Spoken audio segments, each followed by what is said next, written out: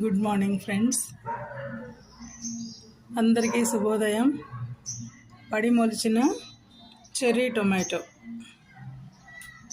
చాలా పెద్దదైంది. నేను చేసింది ఏంటంటే ఇంత చిన్న ప్లాంట్ అప్పుడు తల తుంచడం అన్నమాట.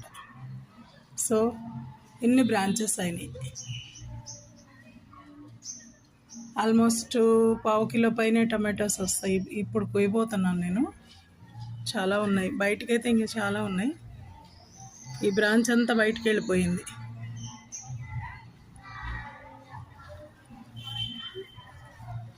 ఫుల్ ఈ బ్రాంచ్ లోపల ఉన్నాయి, ఇవి కూడా చాలా వచ్చినాయి.